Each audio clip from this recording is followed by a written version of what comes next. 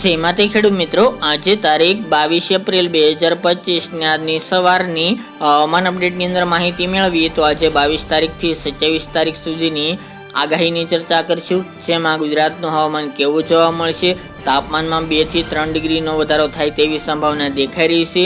સાથે જ મિત્રો ગુજરાતમાં હવે હવામાન પલટો થશે કે નહીં તે ઉપરાંત પવનની ઝડપની પણ માહિતી આપણે આ વિડીયોની અંદર મેળવીશું. ચેનલમાં નવા હોય તો ચેનલને સબસ્ક્રાઇબ કરી નાખજો અને વિડીયોને લાઈક આપીને તમામ ખેડૂત ભાઈને શેર કરી દેજો. તો મિત્રો સૌથી પહેલાં વાત કરીએ તો હવામાનની એકદમ ગુજરાતનું હવામાન એકદમ ચોખ્ખું જોવા મળે તેવી સંભાવના રહેલી છે, પરંતુ મિત્રો દરિયાકાંઠાના અમુક વિસ્તારોમાં 1-2 સ્થળોએ 2 દિવસ દરમિયાન સવારના સમયે થોડા ધારિયા વાદળો જોવા મળશે. એટલે કે 27 તારીખે ખાસ કરીને કચ્છ અને ઉત્તર ગુજરાતના જે વાગડ વિસ્તાર છે એ સાઈડના વિસ્તારોની અંદર હાઈ લેવલના કસરૂપી વાદળો જોવા મળે તેવી સંભાવના રહેલી છે. આગામી 5 દિવસ દરમિયાન ગુજરાતનું હવામાન એકંદરે સાવ ચોખ્ખું જોવા મળશે, તેમજ મિત્રો કોઈ હવામાનો પલટાની તેમજ કોઈ માવઠાની સંભાવના જણાતી નથી, એટલે કોઈ ખેડૂત ભાઈને ડરવાની જરૂર નથી.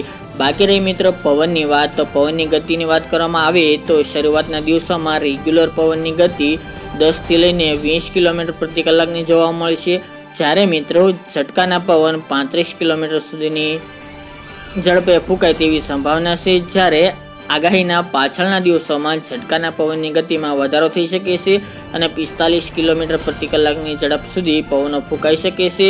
ખાસ કરીને મિત્રો એપ્રિલના હવે થોડાક દિવસો બાકી રહ્યા છે, એવામાં મિત્રો હાલ ગુજરાતની અંદર કોઈ માવઠાની સંભાવના જણાતી નથી, પરંતુ મિત્રો કચ્છ, દરિયાકાંઠાના સૌરાષ્ટ્રના ભાગો અને ઉત્તર ગુજરાતની અંદર પવનની ઝડપ આગામી 5 દિવસ દરમિયાન થોડી વધુ જોવા મળી શકે છે, એટલે કે 10 થી લઈને 20 કિલોમીટરની જોવા મળી શકે છે. જ્યારે ઝટકાના પવન ખાસ કરીને દરિયાકાંઠાના ભાગોની અંદર વધુ જોવા મળશે, 35 કિલોમીટર પ્રતિ કલાકે જોવા મળી શકે છે, જેની તમામે ખેડૂત ભાઈ નોંધ લેવી. હવે મિત્રો વાત કરીએ તો તાપમાનનો પારો ધીરે ધીરે ઉચકાઈ રહ્યો છે. આમ જોવા જઈએ તો તાપમાન ગણતરીમાં નથી જોવા મળતું, પરંતુ બપોર દરમિયાન દિવસ દરમિયાન તડકો વધુ જોવા મળી રહ્યો છે. આજની વાત કરવામાં આવે તો ઉત્તર ગુજરાત, મધ્ય ગુજરાત તથા સૌરાષ્ટ્ર અને કચ્છના દરિયાકાંઠાના વિસ્તારો સિવાયના ભાગોની અંદર તાપમાન 38 થી લઈને 40 ડિગ્રીની રેન્જમાં આસપાસ જોવા મળશે, જેમાં અમુક સીમિત વિસ્તારોમાં 41 ડિગ્રી જેવું તાપમાન જોવા મળી શકે છે. જ્યારે દક્ષિણ ગુજરાત અને સૌરાષ્ટ્રના દરિયાકાંઠાના વિસ્તારોની અંદર 36 થી લઈને 38ની રેન્જમાં તાપમાન જોવા મળશે. જ્યારે મિત્રો 23 થી લઈને 27 તારીખ સુધીની તારીખોની અંદર વાત કરવામાં આવે તો ખાસ કરીને આ બધા વિસ્તારોમાં 2 ડિગ્રી જેટલો તાપમાનમાં વધારો થઈ શકે છે, એટલે કે 38 થી લઈને 40ની રેન્જવાળા વિસ્તારોમાં 40 થી 42, 43 ડિગ્રી તાપમાન જોવા મળી શકે છે.